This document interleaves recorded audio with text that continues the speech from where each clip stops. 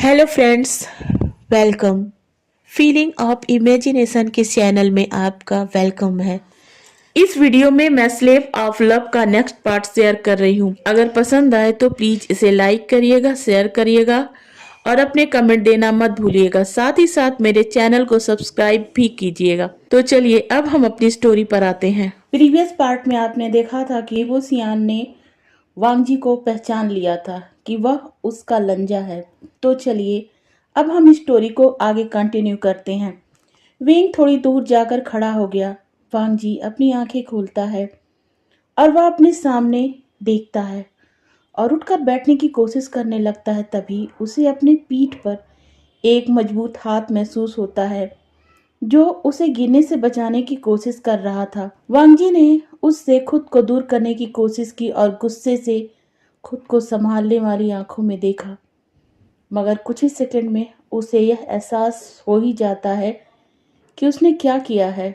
उसने अपनी आंखें नीचे कर ली। इस वक्त उसके पैर जमीन पर थे और वह बींग की बाहों में झुका हुआ था। बींग उसका चेहरा देख रहा था। उसके खूबसूरत चेहरे ने बींग को उसमें खोने के लिए मजबूर कर दिया। वह काफी देर तक उसे यूं ही घूरता रहा और वांगजी वैसे ही विंग की बाहों में पड़ा रहा जब तक कि एक सैनिक की आवाज विंग के कानों में नहीं पड़ती है, एम्परर, आपके रात के खाने का वक्त हो गया है। विंग अभी भी वांगजी को घूर रहा था। उसने कहा, ठीक है, हम आ रहे हैं। अब जाकर वह वांगजी को सीधा खड़ा करता है। वांगजी, जो विंग के टच से अनकंफर्टेबल हो रहा था, राहत की सांस लेता है। विंग ने अपने कोल्ड आवाज में कहा, लैंड प्रिंस, चलिए। और वह वांगजी को अपने साथ चलने का इशारा करता है। वांगजी उसी दिशा में चलने लगा जिधर विंग ने अपने हाथ का इशारा किया था, मगर इस वक्त वह गहरी सोच में था। उसके मन में यही चल रहा था कि उसे इस क्रूर विभूषिया ने लैंड प्रिंस कहकर बुलाया है, और जब वह उठा तो वह एक शानदार बिस्तर पर था।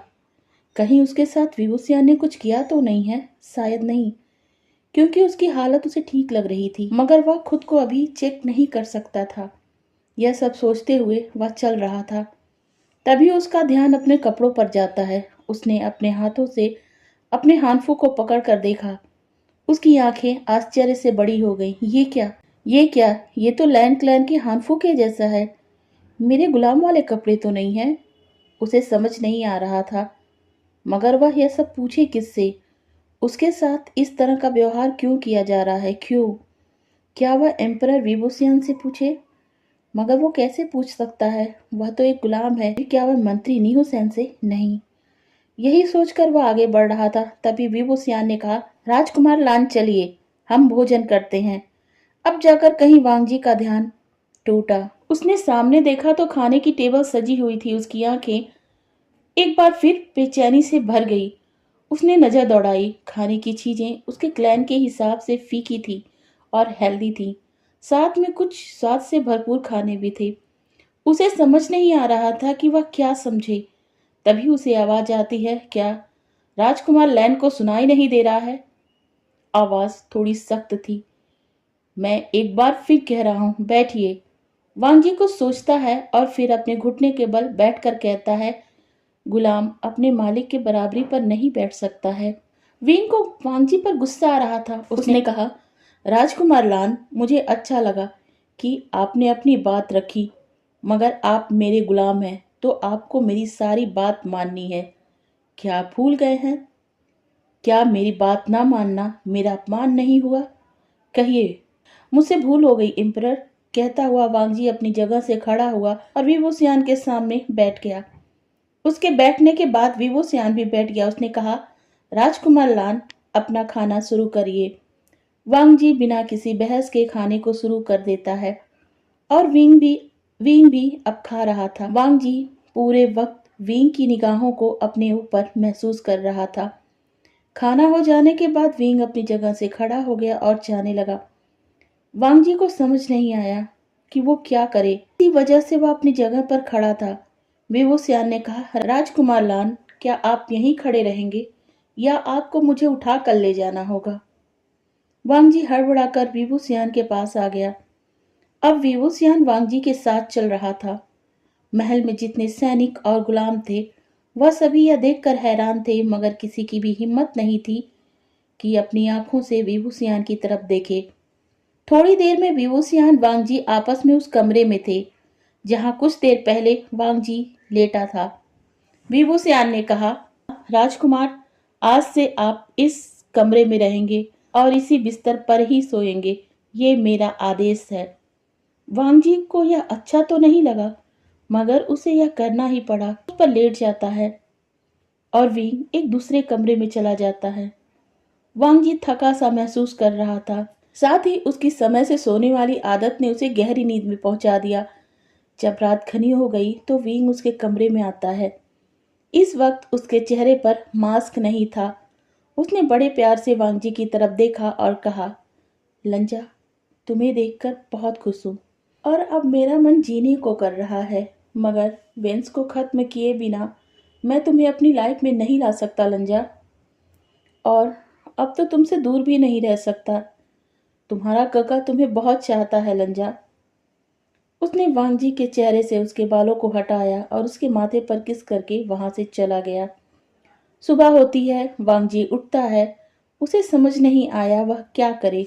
वह अपने कमरे से बाहर की तरफ जा ही रहा था कि उसके कमरे में वेंचिंग आती है। वेंचिंग वांगजी को देखकर बहुत खुश होती है। उसने कहा, मैं हिलर वेंचिंग हूँ, और वो वांगजी को वो करती हैं। वांगजी ने अपने स्ट्रेट फेस से वेंचिंग की तरफ देखा और कहा, आप हिलर हैं और मैं गुलाम, तो आपको ये नहीं करना चाहिए। वेंचिंग ने कहा, नहीं राजकुमार लान, आप मेरे लिए राजकुमार लान ही हो, ऐसा हमारे एम्परर ने कहा है। गुलाम आप बस उनके लिए हो। मैं यहाँ आपके हेल्थ की जानकारी लेने के लिए आई हूँ। साथ ही आपको रेडी करने का दायित्व भी मुझे सौंपा गया है। इसके बाद आपको हमारे एम्परर के पास जाना होगा। हमारे एम्परर ने आपको मिलने के लिए बुलाया है। वांगजी वेन्निंग की बात सुनकर थोड़ा हैरान था। उसने अपने मन में कहा, ये मुझे राजकुमार की तरह क्यों ट्रीट कर रही हैं। वेंचिंग की आवाज से एक बार फिर वांगजी का ध्यान भंग होता है। वेंचिंग ने कहा, राजकुमार चलिए। वांगजी कुछ नहीं कहता है, बस वह वेंचिंग के साथ चलने लगता है। थोड़ी देर बाद वांगजी तैयार होकर विंग के सामने था। विंग ने कहा, बैठिए। वांगजी बिना किसी बहस के बैठ जाता है। विंग ने ही उसे टी सर्व किया। वांगजी उसे पी लेता है। विंग ने कहा, तो राजकुमार लान, मैं आपसे कुछ कहना चाहता हूँ। वांगजी ने अपनी नजरें झुका ही रखी थी और कहता है, आप मेरे मालिक हो तो आपको मुझसे पूछने की जरूरत नहीं है। ठीक है। विंग ने एक गहरी सांस ली और कहा, तुम्हें डेमोनिक कल्टीवेशन सीखना होगा। वांगजी एक पल के लिए अपनी ही जगह पर जम जाता है। वह एक गहरी सांस लेता है और कहता है, माफ करिए मास्टर, मैं ये नहीं कर सकता। चाहे तो आप मुझे मार ही क्यों ना दीजिए, या फिर उससे भी भयानक कोई सजा मेरे लिए चुन सकते हैं, मगर मैं आपके लिए ये नहीं कर सकता। इनको तो पहले से ही अंदाजा था वांगजी के ऐसे रिप्लाई का। उसने कहा, तो आप मेरे आदेश को नहीं मान रहे हैं। सुना है लैंड क्लैन वाले नियमों को नहीं तोड़ते हैं। आपने तो मेरी बात सुने बिना ही उसे सिरे से नकार दिया। ये मालिक के आदेश का पालन करना तो नहीं है, जो कि गुलामों का धर्म होता है। वांगजी ने कहा, हाँ मैं जानता हूँ, मैं अपने धर्म का पालन नहीं कर रहा, इसीलिए मैं अपनी मृत्यु को चुन रहा हूँ। आपको क्या लगता है मैं आपको चुनने का अधिकार दे रहा हूँ? विंग ने थोड़ा गुस्से से कहा, नहीं, तो आप अपने लिए मरना कैसे चुन सकते हैं? वांगजी ने कहा, मगर एम्परर। विंग ने फिर गुस्से से कहा, तुम गुलाम की मर्यादा भूल रहे हो। तुम्हें चुनाव करने का मन है तो मैं बताता हूँ तुम्हें क्या चुनना है। विंग किसी सैनिक को इशारा करता है। सैनिक आता है और एक कागज लाकर विंग को देता है। विंग उस कागज को हाथ में पकड़ता है और कहता है, तुम्हें या तो डेमोनिक कल्टीवेशन सीखना चुनना होगा, या फिर अपने उस काका की मौत को जिनका इंतजार तुम आज भी कर रहे हो। वांगजी हैरान हो गया विंग की बात को सुनकर। पहली बार एम्परर विभूषियान द ईलिंग पैट्रियार्क की आंखों में देखता है। उसने देखा कि विभूषियान की आंखें उस पर गुस्सा दिखा रही थी, मगर गुस्से से भरी आंखों में कुछ और भी था जिसे वांजी समझ नहीं पा रहा था। वह कुछ कहता कि विंग बोल पड़ता है, मैं अच्छे से जानता हूँ जिसका चित्र आपने बनाया था उनसे आप केवल कुछ दिनों के लिए बचपन में मिले थे, वहां उन जंगलों के बीच जो लैन क्लैन और वी क्लैन की सीमा पर होती थी, या कहें कि जिससे लैन क्लैन और वी क्लैन अलग होते थे। वांगजी की आंखों में अब डर दिखने लगा था। उसने कहा, आप कैसे जानते हैं? विंग ने कहा, बस मैं जानता हूं क्योंकि मैं द हीलिंग पैट्रियार्क हूं। वांगजी ने कहा, मैं इस बात को नहीं मानता कि वो आपसे मिले होंगे। विंग ने कहा, ठीक है, आपको सबूत चाहिए ना, तो मैं वो भी आपको दे देता हूं।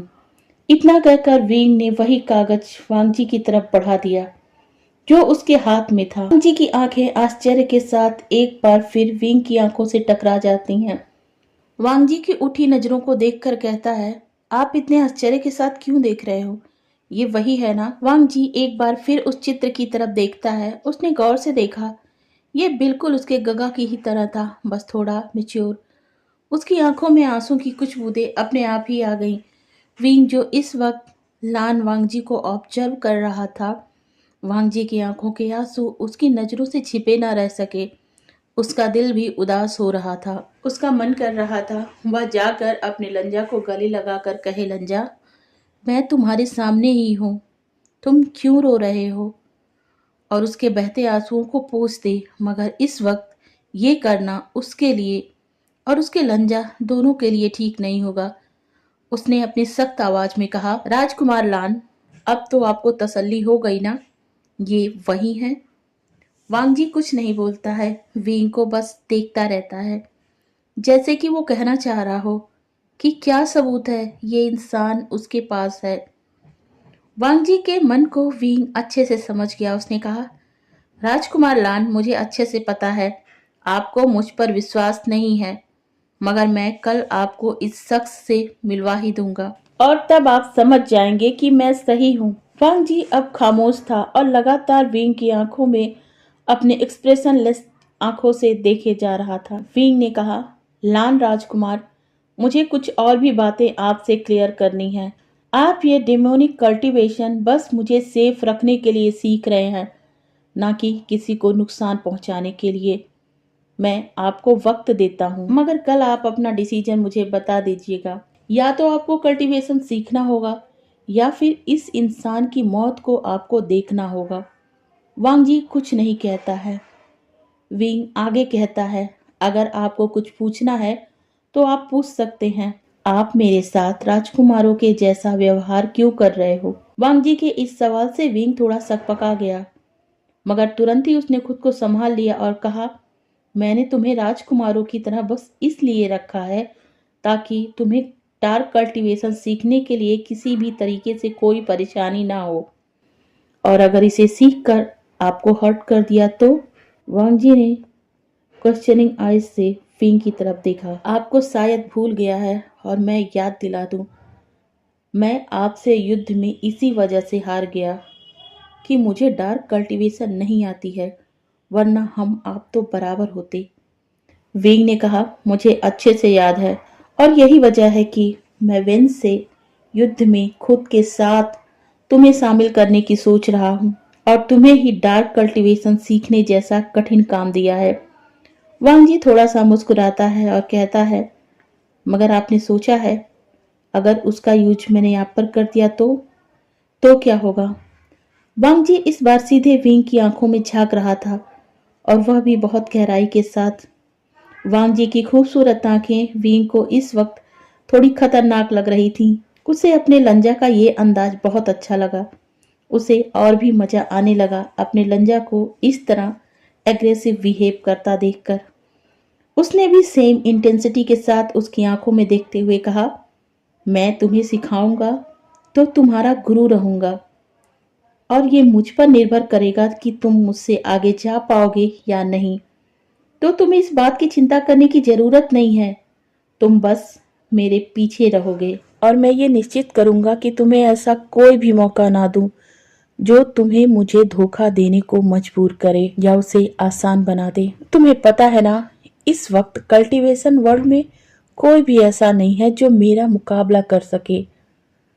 वांग जी ने धीमी आवाज में कहा, आज आप तो अकेले हो ना, मगर एक वक्त था आपके माता और पिता दोनों ही अपने समय में कल्टीवेशन वर्ल्ड के सबसे पावरफुल कल्टीवेटर थे। तो क्या हुआ उनका?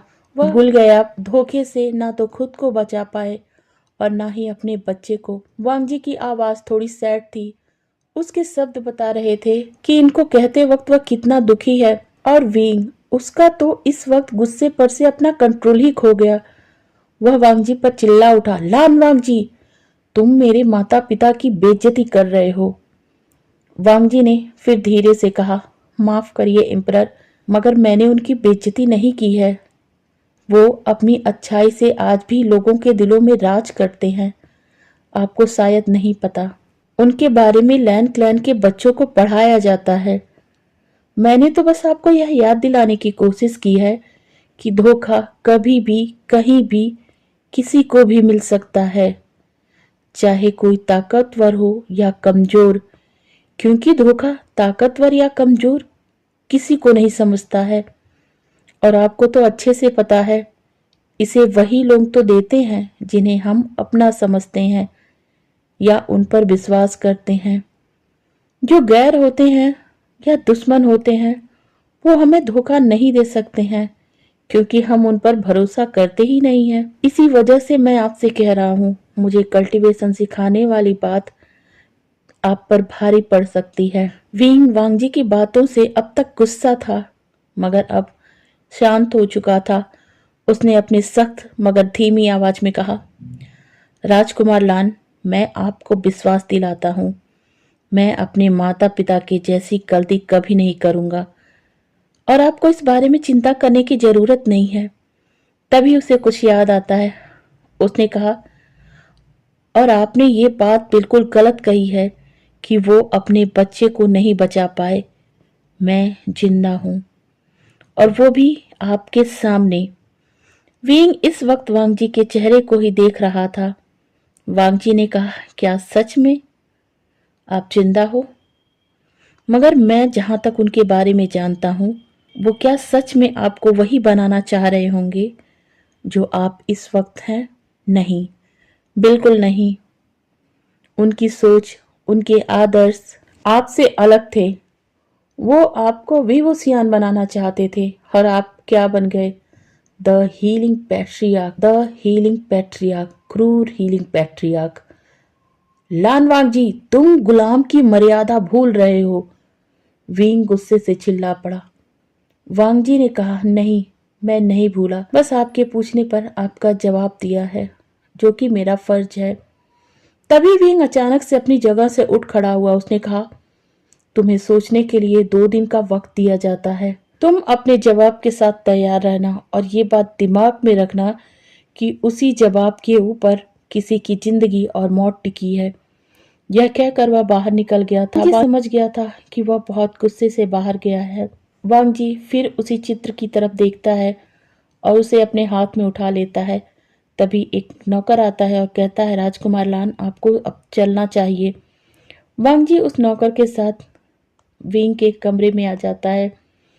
वांग जी अब कमरे में अकेला था और उस चित्र की तरफ देखा। इस वक्त उसकी आंखें आंसुओं से भरी थीं।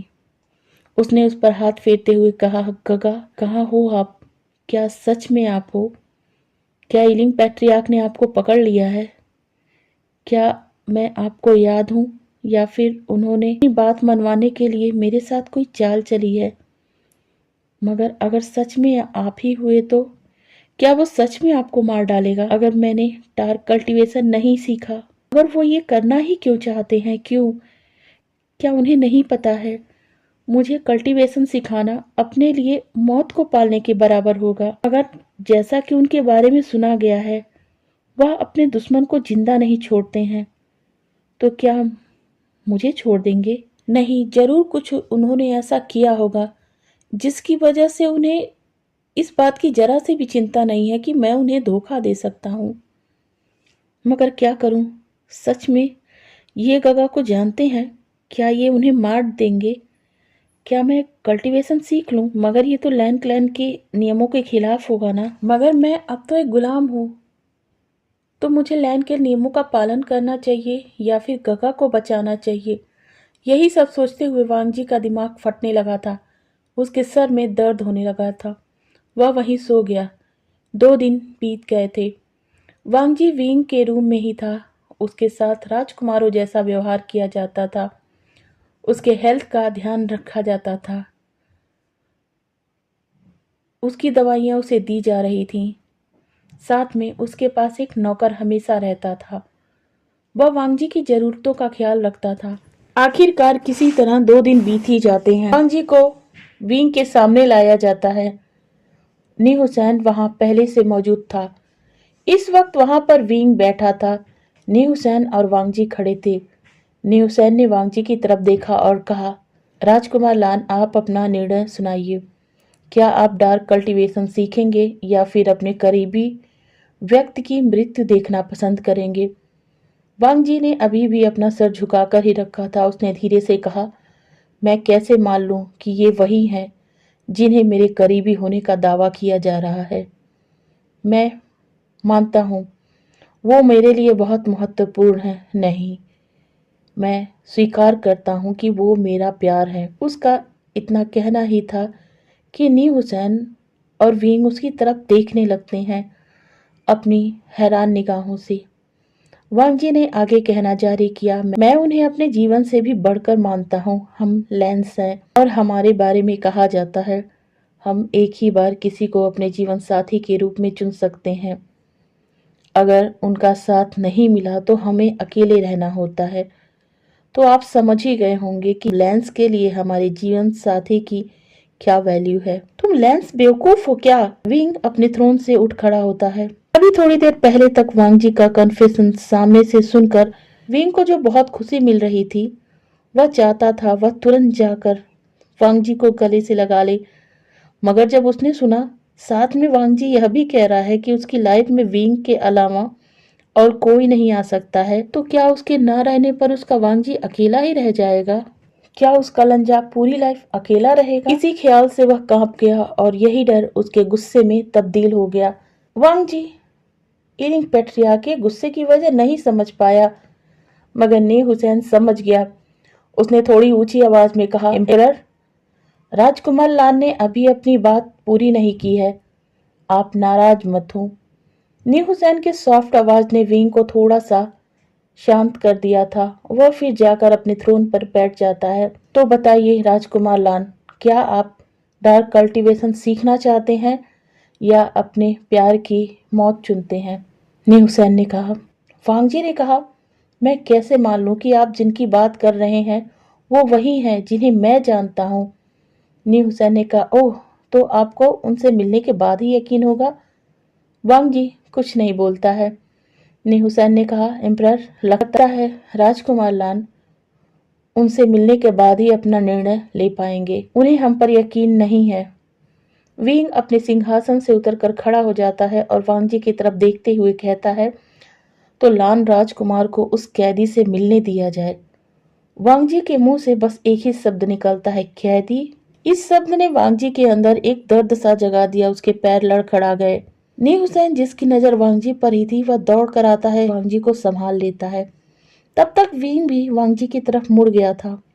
उसने वांगजी की हालत देखी तो घबरा गया, मगर उसकी घबराहट उसके मास्क के पीछे छिपी थी। तभी वांगजी ने अगला शब्द कहा, आपने उसे कैदी बना दिया। वांगजी की आवाज में उसका दर्द झलक रहा था। विंग ने महसूस किया, इतने दर्द में तो वांगजी उस वक्त भी नहीं था जब वह गुलाम बना था।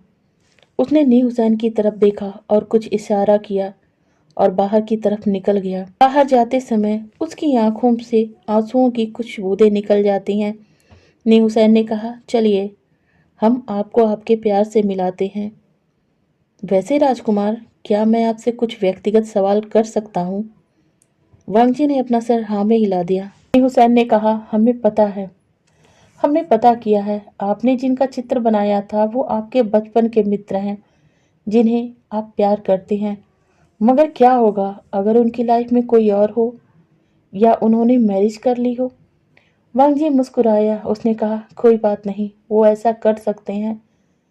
तो आपको कोई फर्क नहीं पड़ेगा? नी हुसैन ने बड़े आश्चर्य के साथ पूछा। वांग जी ने कहा, पड़ेगा, बहुत फर्क पड़ेगा, मगर मेरा उन पर कोई कंट्रोल नहीं है। तो वो जो चाहे वो कर सकते हैं, उनकी मर्जी। मैं अपनी मर्जी उन पर थोप तो नहीं सकता हूँ।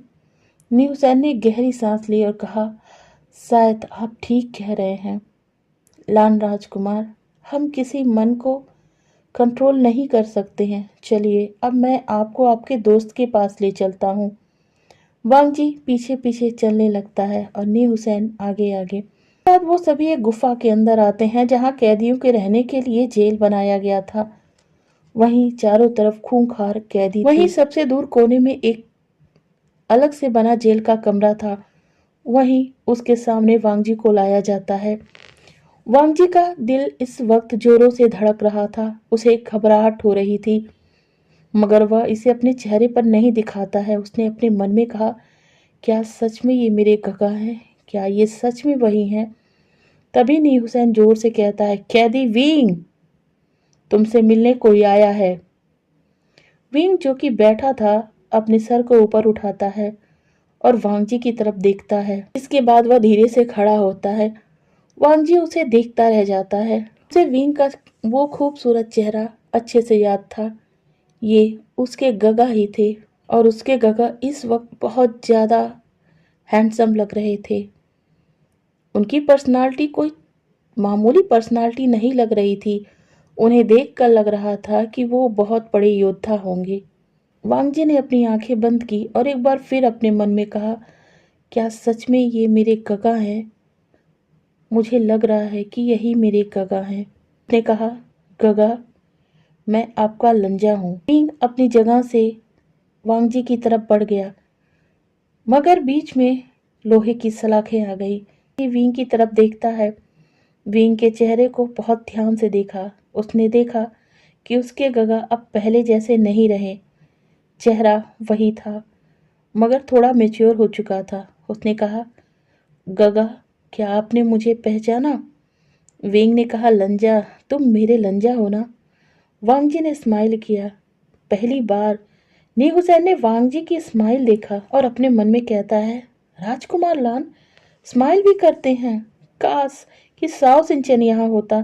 मैंने साओ सिंचन से शर्त लगाई थी कि ये लान राजकुमार मुस्कुराता है, और साओ सिंचन ने कहा था, नहीं, ये नहीं मुस्कुराता है। अगर ये तभी मुस्कुरा देते तो मैं शर्त जीत जाता ना। आज देखो, इन्हें पता ही नहीं है कि जिसको ये देखकर मुस्कुरा रहे हैं वो ही हीलिंग पैट्रियार्क है, उनके गगा हैं। वांग जी ने कहा, हाँ गगा। विंग ने कहा, लंजा, तुम कैसे हो और यहाँ पर? वांग जी ने कहा, गगा छोड़िए, आप बताइए आप कैसे हो? मुझे आपने कैसे पहचाना? मैं तो तब बहुत छोटा था ना। विंग जो अब अपनी बातों में ही फंस गया था, उसने कहा, लंजा, मुझे इन्होंने एक चित्र दिखाया था। वह नी हुसैन की तरफ इशारा करते हुए कहा। नी हुसैन अपने मन में कहता है, विंग मुझे क्यों फंसा रहे हैं?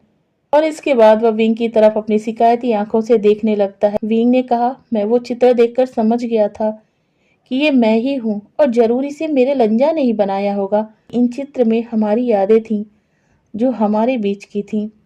लंजा ने कहा, मगर इन्हें कैसे पता चला कि उस चित्र में आप हो? अब विंग समझ नहीं पा रहा था कि वह क्या जवाब दे। अचानक से उसे कुछ सूझा। उसने कहा, ये अपने सैनिकों के साथ उस चित्र को लेकर लोगों को दिखा रहे थे और उनके बारे में पूछ रहे थे। जब मुझे दिखाया गया तो मैं बहुत खुश हो गया। झट से बोल दिया कि ये मेरे लंजा ने बनाई होगी, क्योंकि इसमें मैं हूँ और मेरे लंजा के रैबिट हैं। इनसे कहा, मुझे मेरे लंजा के पास जाना है, और इन्होंने यहाँ पहुँचा दिया। कहते हुए वह जेल के सलाखों की तरफ इशारा करता है। इस वक्त वो जिस तरीके से हरकतें कर रहा था वह बहुत ही फनी था। हुसैन ने अपने मन में कहा, कई सालों बाद मैं फिर से अपने विंग को उसी रूप में देख रहा हूँ जो हमेशा से था। हमेशा से हंसता था, मुस्कुराता था, लोगों को हंसाता रहता था। इसी सोच ने उसकी आंखों में आंसुओं की एक परत को ला दिया। देखो ना लंजा, मैं तुम्हें गले लगाना चाहता हूँ, मगर इनका क्या करूँ? वांग जी थोड़ा सा शर्मा गया। अब नी हुसैन की आंखें और भी हैरान हो गई। उसने कहा, राजकुमार लान शर्मा रहे हैं? ये क्या देख रहा हूँ? फिर उसने विंग की तरफ देखा, जो अपने उस शर्माते लंजा को देख रहा था और खुद भी मुस्कुरा रहा था। और लंजा ने अपने सर को झुका कर रखा था। नी हुसैन से अब रहा नहीं जा रहा था। इतने सालों बाद विंग को चिढ़ाने का मन कर रहा था। उसने गुस्से से कहा, कैदी विंग, तुम्हारी ये हिम्मत? तुमने लाम राजकुमार को गले लगाने के बारे में सोचा? अगर हीलिंग पैट्रियार्क को पता चला तो तुम्हारी जान ही ले लेंगे। मंत्री नी हुसैन जी ने नी हुसैन की तरफ कोल्ड और से भरी आंखों से देखा। नी हुसैन तो एक पल के लिए वांगजी के इस ऑरा से डर ही गया था। उसने घबराकर विंग की तरफ देखा, जिसकी नजरें झुकी हुई थी और वह मुस्कुरा रहा था।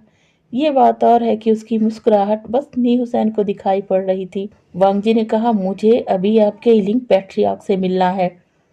और फिर वह विंग की तरफ देखते हुए अपने सॉफ्ट आवाज में कहता है, काका, आपको मैं जल्दी ही यहाँ से निकाल लूंगा। आप बिल्कुल भी परेशान मत होना। आपका लंजा हमेशा आपको प्रोटेक्ट करेगा। इस वक्त वांग जी की आंखों में विंग को लेकर कितना प्यार था, कोई भी समझ सकता था। वांग जी मुड़ गया। उसने कहा, मुझे अभी मिलना है उनसे। नी हुसैन ने विंग की तरफ देखा, जो मना कर रहा था। नी हुसैन ने कहा, राजकुमार लान, अभी आप नहीं मिल सकते हैं। आपको थोड़ा इंतजार करना पड़ेगा। वह अभी यहाँ नहीं है। जब वह यहाँ आएंगे तो आपसे मिलवा दिया जाएगा। वांग जी इस पर कुछ नहीं कहता है। नी हुसैन ने एक बार फिर विंग की तरफ देखा। विंग ने कुछ इशारा किया और नी हुसैन उस इशारे को तुरंत समझ जाता है। उसने कहा, राजकुमार लान, आपको यहाँ से चलना होगा। आप यहाँ अब और नहीं रुक सकते हैं। वांग जी का मन यहाँ से जाने का बिल्कुल नहीं कर रहा था, मगर उसे जाना तो होगा ही ना। उसने विंग की तरफ देखा, जो उसकी तरफ ही देख रहा था, और कहा, गगा, मैं जा रहा हूँ, मगर जल्द ही आपको यहाँ से बाहर निकलवाऊंगा। इस वक्त उसकी आंखें आंसुओं से भरने लगी थी। वह उन्हें दिखाकर विंग को दुखी नहीं कर सकता था। उसने तुरंत ही अपनी पीठ विंग की तरफ कर लिया और कहा, चलिए। नी हुसैन ने कहा, हाँ चलिए, चलते हैं। उसने विंग की तरफ देखा और वहां से चलने लगा।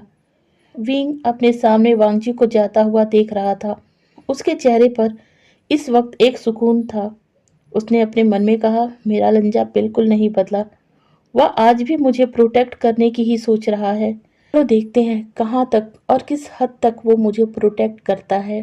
कुछ समय बीत जाते हैं। रात हो गई थी। वांगजी ने रात का खाना खा लिया था, मगर उसे नींद नहीं आ रही थी। उसे जल्द से जल्द हीलिंग पैट्रियार्क से मिलना था।